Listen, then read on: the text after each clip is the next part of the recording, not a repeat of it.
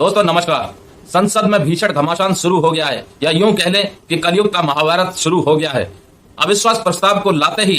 पक्ष और विपक्ष एक दूसरे पर भारी तंज कसने लगे हैं और अपने अपने तर्क पेश करने लगे हैं।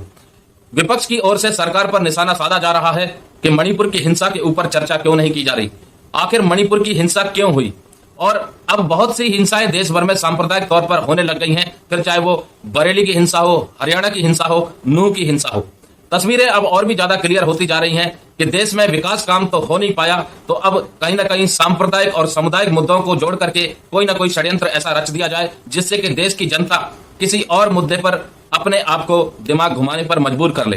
क्योंकि विकास के क्षेत्र में अगर आप देखें तो देश में विकास नहीं हो पाया है। वो इसलिए नहीं हो पाया है कि देश के केंद्रीय कर्मचारी पेंशन भोगी जो लगातार ओल्ड पेंशन स्कीम की मांग कर रहे हैं, सरकार उसको देने में असफल हो गई है। देश के भूतपूर्व सैनिक जो लगातार पिछले 5-7 महीने से जंतर मंतर पर धरने प्रदर्शन दे रहे हैं, दिल्ली में और देश के अलग अलग कोनों में सांसदों को ज्ञापन सौंप रहे हैं कि 1 रैंक 1 पेंशन 2 की विसंगतियों को दूर किया जाए, सरकार उसको देने में असफल हो गई। देश के केंद्रीय कर्मचारी और पेंशन भोगियों का 18 महीने का डियरनेस अलाउंस और डियरनेस रिलीफ सरकार देने में असमर्थ हो गई और संसद में सरकार ने साफ कह दिया कि सरकार इसको देने के लिए कोई विचार नहीं कर रही है। सरकार हर साल 2 करोड़ नौकरियां देने का वादा करती थी, उस क्षेत्र में भी सरकार विफल हो गई। सरकार ने कहा था कि काले धन को विदेश से वापस लेके आएंगे और देश के नागरिकों के खाते में 15-15 लाख रुपए आएंगे, उस मामले में भी सरकार विफल हो गई। जीएसटी को लेकर के जो छोटे व्यापारी हैं और जो मिडिल क्लास वर्ग है वो कहीं ना कहीं खासा नाराज है।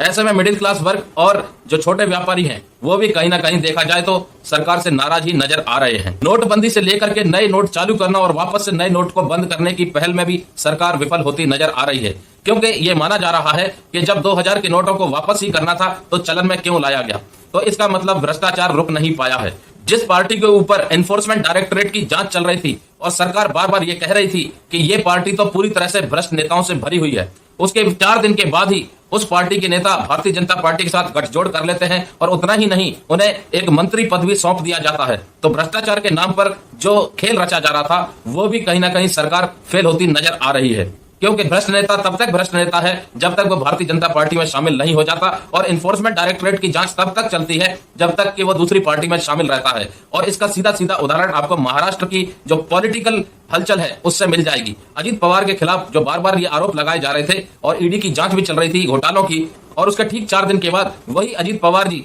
सरकार पक्ष में आकर के मंत्री पद की शपथ ले लेते हैं। तो भ्रष्टाचार के ऊपर सरकार देश को जो बताना चाह रही थी कि हम भ्रष्टाचार के खिलाफ है, महाराष्ट्र की जो पॉलिटिकल हलचल है उसको देख करके ये साफ जाहिर हो रहा है भ्रष्टाचार के खिलाफ सरकार कदम नहीं उठा रही थी, भ्रष्टाचारियों को अपनी पार्टी में शामिल करके देश में नई नई जगह अलग अलग जगह पर सरकार बना रही थी। किसानों की आय को दोगुना करने के लिए जो वादे सरकार ने किए थे उन वादों पर भी सरकार पूरी तरह से फेल होती नजर आ रही है। मणिपुर की हिंसा और हरियाणा की हिंसा, इसके बाद जो चीजें सामने आ रही हैं और जिस प्रकार से सोशल मीडिया पर ये खबरें भी आ रही हैं कि कहीं ना कहीं ये हिंसा एक षड्यंत्र तो नहीं है, तो अब ऐसे में सवाल ये खड़ा होता है, अविश्वास प्रस्ताव पर चर्चा हो रही है, इसमें क्या इन सभी मुद्दों को उठाया जाएगा और क्या केंद्रीय कर्मचारी और पेंशन भोगियों की जो मांगे हैं उनके ऊपर भी चर्चा की जाएगी, और चर्चा के बाद क्या इन मांगों को स्वीकृति दी जाएगी, ये भी एक चर्चा का विषय है और सोचने का मुद्दा भी बन चुका है। अब सवाल ये खड़ा होता है कि अविश्वास प्रस्ताव पर चर्चा होने के बाद क्या भारतीय जनता पार्टी वापस से सत्ता में रहेगी या फिर वोटों की कमी की वजह से सत्ता से गिर जाएगी, क्योंकि बहुत से मुद्दे ऐसे हैं जिन मुद्दों पर भारतीय जनता पार्टी की सरकार कहीं ना कहीं विफल होती नजर जरूर आई है। फिर चाहे वो महंगाई को लेकर के हो, फिर चाहे आम जनता और मिडिल क्लास के मुद्दों को लेकर के हो, युवाओं के रोजगार से लेकर के मुद्दे हो, केंद्रीय कर्मचारी पेंशन भोगी और भूतपूर्व सैनिकों के धरने प्रदर्शन को लेकर के हो। तो दोस्तों अब संसद में जिस चीज के ऊपर पूरे देश की निगाहें टेकी है वो है राहुल गांधी जी के प्रहार, कि राहुल गांधी जी अब किस तरीके से संसद में अपना भाषण देंगे और वो अपनी आवाज को और कितना जोर शोर से संसद में उठाएंगे, क्योंकि वो कहीं ना कहीं अपने कॉन्फिडेंस को लेकर के लो कॉन्फिडेंस मोशन में उतर चुके हैं। तो मिलते हैं दोस्तों अगली किसी नई खास जानकारी के साथ। जय हिंद, जय भारत।